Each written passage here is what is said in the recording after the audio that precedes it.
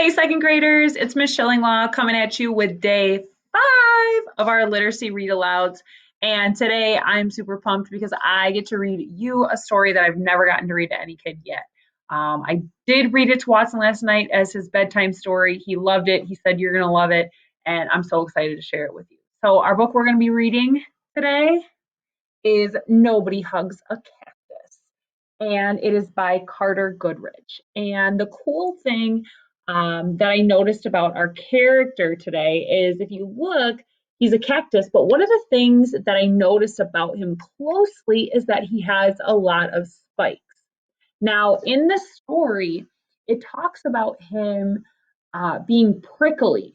And what I want you to understand about the word prickly is it can be a way to describe how someone looks, like a cactus is prickly, or it can be a way to just talk about somebody's personality. So if somebody's personality is prickly, it means they're kind of like cold or rude or mean or kind of like try to remove themselves from anything that involves other people. And so while we're reading the book today, you're going to hear that people describe him as being prickly. And what I want you to understand is that they're talking about his appearance, what he looks like, but they're also talking about his personality. So, also a cool thing that I learned about this author, Carter Goodrich, is that he designed and did the illustrations for Ratatouille and also some of our favorite characters from Monsters Inc. and Finding Nemo. So super cool author, super cool book, and what a great time and way to end our week together. So let's get going on our book.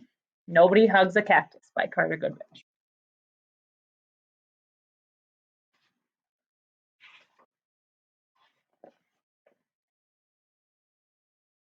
All right.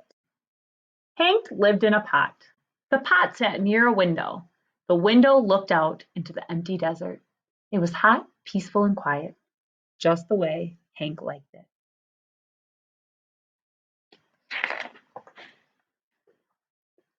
But every now and then, somebody would interrupt Hank's peace and quiet.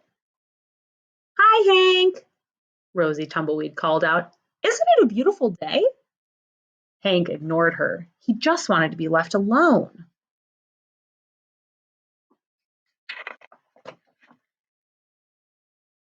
"Okay, so long," said Rosie cheerfully. She tumbled away, and Hank was happy again.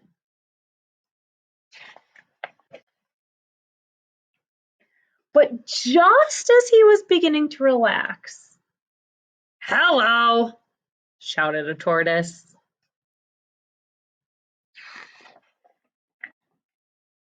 "Private property," yelled Hank. "Keep out." The tortoise was so frightened he hid in his shell.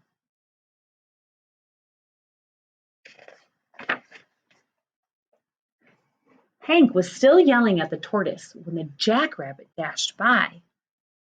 "Hi, you Prickles!" she shouted. "My name isn't Prickles," Hank yelled back. "And stay out of my yard."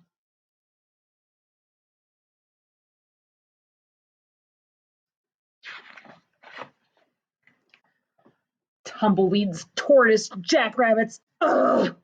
What's next?" said Hank.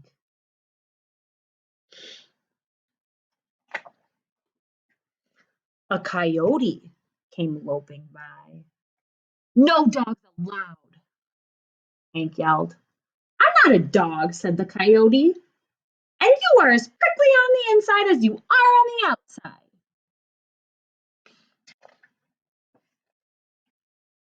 But before Hank could yell at the coyote, a cowboy strode past. "Keep off my grass," shouted Hank. "What grass?" said the cowboy. "Seems to me like someone needs a hug. Too bad nobody hugs a cactus." This is my favorite character. He's so cute. The little lizard. "Hi," said the lizard. "Who invited you?" said Hank. "And just in case you're wondering, I don't want a hug." "Well, that's good," said the lizard, "because I don't want to give you one." And then he skittered away.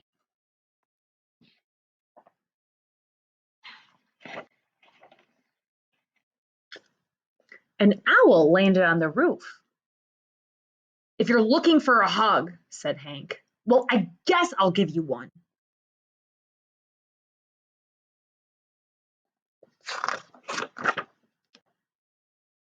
"Oh, me?" said the owl. "You must be joking." And for the first time, Hank began to feel a little lonely.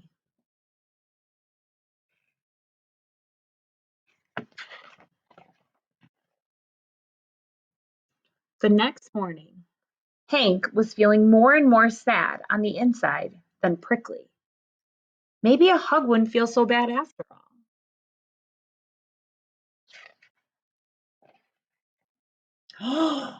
But the wind began to pick up, and the old cup flew past and stuck to Hank's face.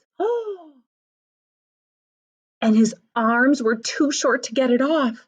"Great," said Hank.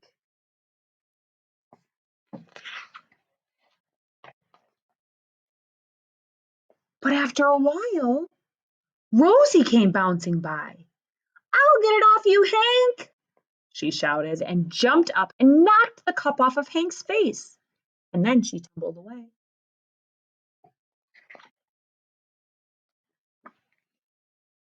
Hank didn't have time to thank Rosie. He felt bad about all the other times he had been so rude to her. So he came up with a plan.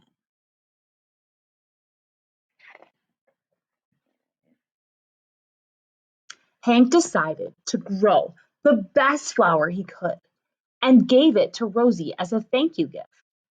It took days, but at last it was ready, and he couldn't wait for Rosie to pass by again.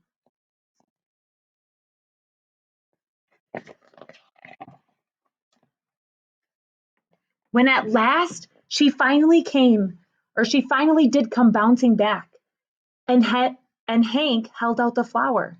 "Look, Rosie," he said, "I grew it just for you."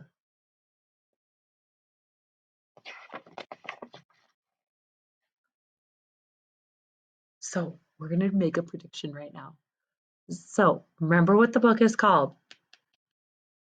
I want you to guess what's going to happen. Hank just gave Rosie a rose that he grew just for her after saving him. What do you think is going to happen? I'm going to give you a second. Tell somebody at home. All right, let's see. Rosie was so surprised that she jumped up and gave Hank a great big hug. It felt so nice that Hank didn't want to let go. And as things turned out, he couldn't. Hank and Rosie became stuck together. Lots of prickles.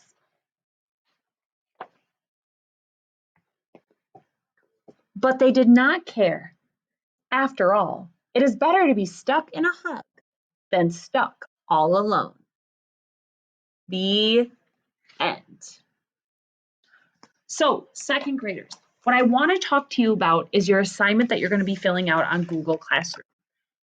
So, on Google Classroom, you are going to have a question that sounds like this. It's going to say, Hank got the cup stuck to his face, had the cup stuck to his face, and then Rosie came and knocked it off for him. So Rosie helped him. How did Hank feel in the moment when Rosie came and knocked the cup off? So that's going to be one part of your answer. I'm looking for two parts for your answer today.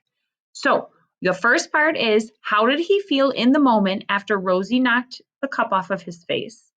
And then two, the second part of the question is, what did he do after? So how you can use stems to write this down is you can say that like after Rosie knocked the cup off Hank's face, he felt, or you can shorten it up and say Hank felt. And then the second part of your answer, which was the question, is what did he do next? You can start off with Hank decided to, or Hank did whatever. So I want you to make sure you're giving me two parts to that answer of that question, because that's what I'm looking for. So if you have any questions, let me know. But otherwise, good luck and have a great weekend. And I'll talk to you soon. Bye bye.